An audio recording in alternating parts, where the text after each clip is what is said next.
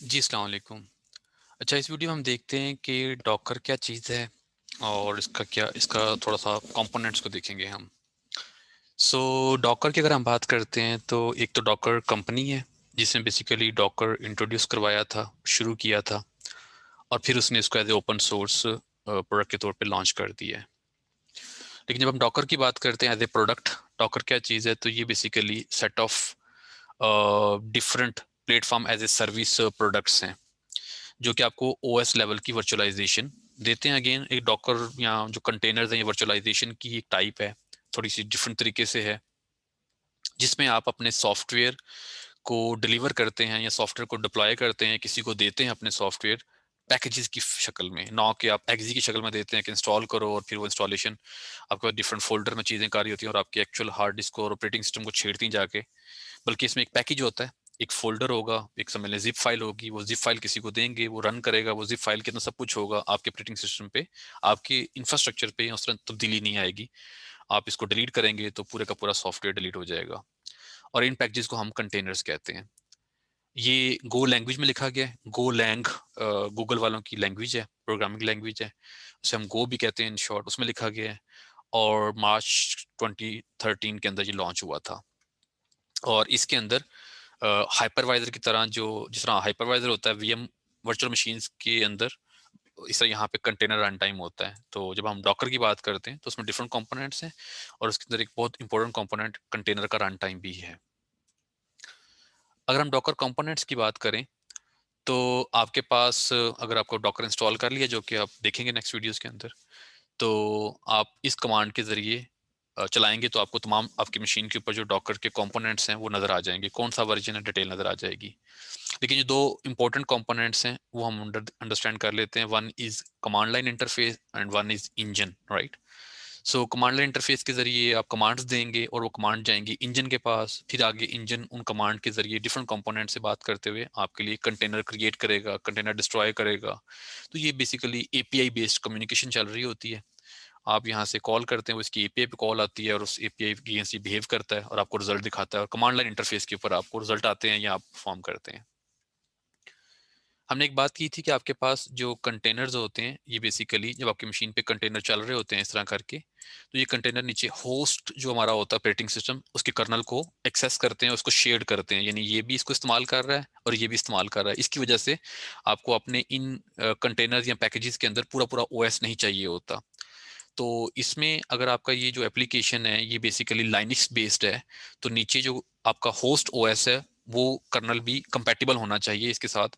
तो ऐसा नहीं होगा, अगर आप डॉट नेट के डेवलपर हैं, जैसे डॉट नेट फ्रेमवर्क एप्लीकेशन होती है वो लाइनक्स पे नहीं चलती, तो अगर आप उसको कंटेनर में डाल के और यहाँ पे नीचे होस्ट ओएस लाइनक्स होगा तो चलाने की कोशिश करेंगे तो नहीं चलेगा, ठीक है, कंपैटिबल ही नहीं है। तो आपके जो लाइनक्स कंटेनर्स हैं बेसिकली उनके नीचे आपको होस्ट चाहिए जो कि लाइनक्स का होना चाहिए। और बाय द वे जो स्टार्ट हुआ था कंटेनराइजेशन या जो डॉक कंटेनराइजेशन एक्चुअली स्टार्ट हुई थी या डॉकर स्टार्ट हुआ था, वो लाइनक्स से ही स्टार्ट हुई थी बात, जिसमें आपका नीचे होस्ट जो ओएस होता है वो लाइनक्स का होता है।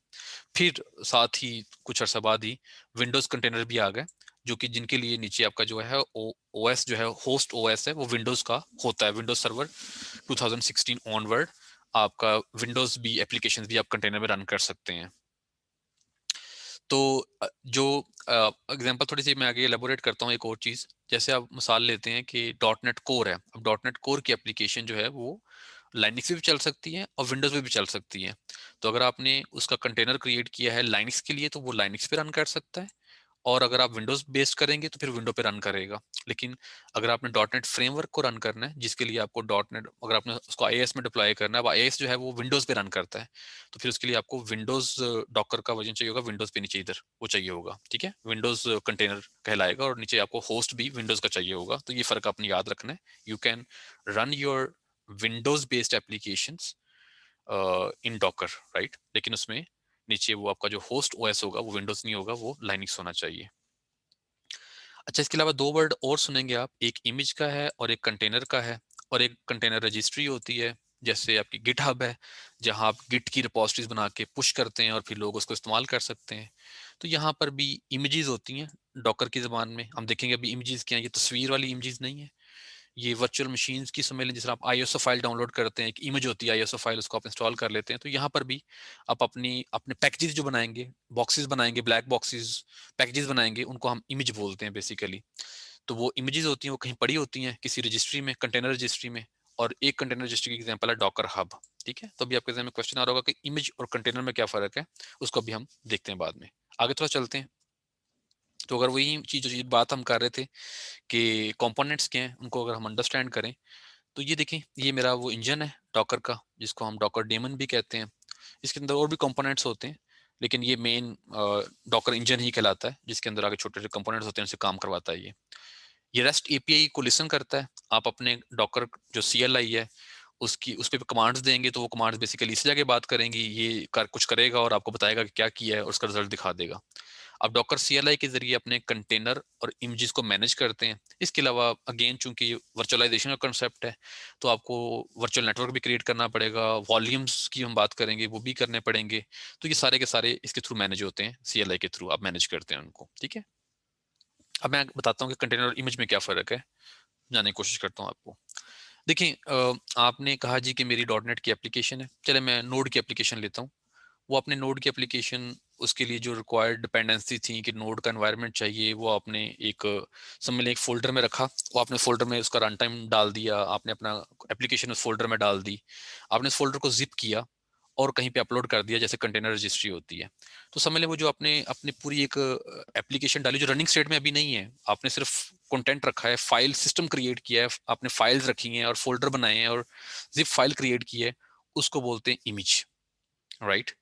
उसको हम डॉकर की ज़बान में इमेज बोलते हैं, डॉकर इमेज बोलते हैं, ये जो बनी हुई है। ठीक है, ये 100 MB की भी हो सकती है, 500 MB की भी हो सकती है, 300 MB की भी हो सकती है, लेकिन ये रनिंग स्टेट में नहीं है। इन शॉर्ट, एक सिंपल फाइल और फोल्डर्स हैं, जैसे आपके पड़े होते हैं मशीन के ऊपर।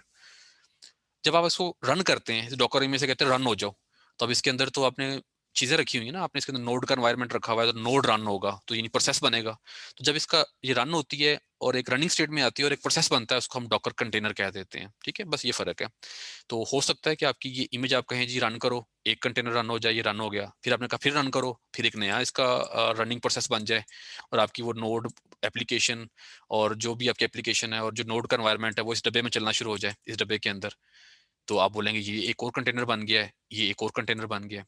सो इमेज वर्सेस कंटेनर का मतलब क्या है? Image is your zip file in simple words, जिसके अंदर आपको पूरा फाइल सिस्टम बना हुआ है, फाइल्स पड़ी हुई हैं, लेकिन वो रनिंग स्टेट में नहीं, जगह ले रही हैं, लेकिन वो मेमोरी में लोडेड नहीं है, रैम के अंदर रनिंग स्टेट में नहीं है, जिसको आप प्रोसेस कहते हैं, वो नहीं है। जिसको आप रन करते हैं, तो ये इमेज यूज होती है ऑपरेटिंग सिस्टम बताने के लिए इसको रन करो, वो रन करता है। ये इमेज जब रनिंग स्टेट में बनती है, प्रोसेस में आती है, फॉर्म में आती है, मेमोरी लेती है, तो उसको हम कंटेनर कह देते हैं। ठीक है, तो आप एक इमेज से मल्टीपल कंटेनर रन कर सकते हैं। ठीक है, जैसे इसको अगर मैं ऐसे कहूँ, चले रहने देते हूँ एग्जाम्पल। तो ये बताते हैं कैसे हम कि जी मेरी इस जिप फाइल में, इस फोल्डर के अंदर कौन कौन सा कंटेंट होगा, कौन क्या क्या फाइल सिस्टम स्ट्रक्चर होगा, इसके अंदर स्ट्रक्चर किस तरह का होगा, फोल्डर्स का, फाइल्स का, मेरा कोड कहाँ पड़ा होगा, वो कैसे बताते हैं। उसके लिए आप स्पेशल फाइल क्रिएट करते हैं, उसको नाम देते हैं डॉकर फाइल कहते हैं हम। ठीक है, नॉर्मली इसका नाम डिफरेंट भी हो सकता है, लेकिन हम एक फाइल क्रिएट करते हैं, उसमें हम कमांड्स देते हैं। ठीक है, डिफरेंट तरह के कमांड्स लिखते हैं कि नोड इंस्टॉल कर दो, मेरा कोड यहाँ रख दो, मेरी कोड में ये फाइल रन कर देना, जब ये कंटेनर चलने लगे, यानी जब ये रनिंग स्टेट में जाए ये इमेज, तो उस वक्त कौन सी फाइल चलानी है। तो आप डिफरेंट तरह की कमांड्स होती हैं, उसकी मदद देते हैं। और फिर आप डॉकर से कहते हैं कि इसको पढ़ो, इनको पढ़ो इंस्ट्रक्शंस को, और मेरे लिए ये एक जिप फाइल क्रिएट कर दो। मैं जिप फाइल का वर्ड यूज कर रहा हूँ, दिस इज रॉन्ग, बस समझाने के लिए, आपको जहन में बैठाने के लिए यूज कर रहा हूँ बार बार। तो ये जिप फाइल क्रिएट कर दो, वो लाइन पढ़ता है, अच्छा आपने क्या कहा जी, मुझे शुरू में एक ऑपरेटिंग सिस्टम चाहिए, लाइनक्स का छोटा सा वर्जन चाहिए 3 MB का। अच्छा ठीक है जी, वो पकड़ लिया मैंने, उसके अंदर क्या होगा, फाइल सिस्टम ये होगा, ये फोल्डर होंगे, ओके मैंने ले लिया फोल्डर। फिर आपने कहा जी इसमें एक आप फोल्डर बनाओ, अच्छा जी फोल्डर बना दिया मैंने, इस तरह करके ये फोल्डर बन गया।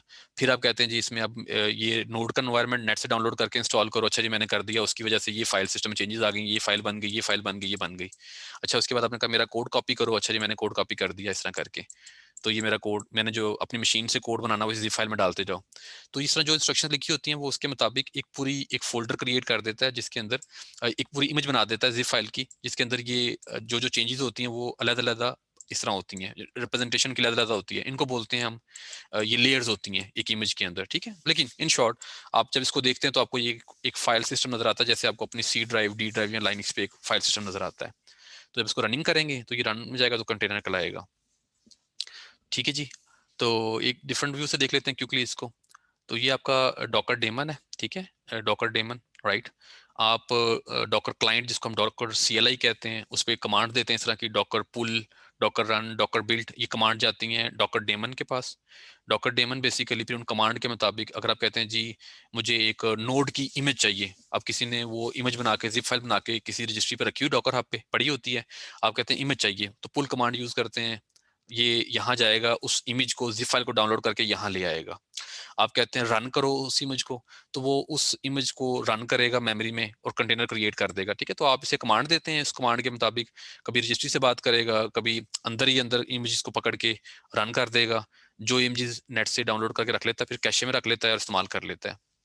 तो ये एक ओवरऑल आइडिया है डॉकर सीएलआई, डॉकर का इंजन, और कोई ना कोई आपको रजिस्ट्री से बात करनी पड़ती है, जिनमें एक फेमस जो पब्लिक है वो डॉकर हब है, जहाँ पे आपकी ये इमेजेस पड़ी होती हैं, जिप फाइल्स, जिन्हें मैं कह रहा हूँ बार बार समझाने के लिए आपको, पड़ी होती हैं। आप उनको पकड़ते हैं, किस तरह पकड़ते हैं, डॉकर पुल के जरिए, या डॉकर रन भी करता है काम, कमांड जाती है इसके पास, फिर आगे करता है। तो आई होप सो कि ये बेसिक आइडिया क्लियर हुआ होगा कंटेनर का और इमेज का क्या है और डॉकर क्या चीज़ है बेसिकली। सो अभी तक हम बात करते रहे थ्योरेटिकली, अब नेक्स्ट पे हम स्टार्ट करेंगे प्रैक्टिकली, डेमोन्स्ट्रेशन स्टार्ट करेंगे इसकी। Thank you.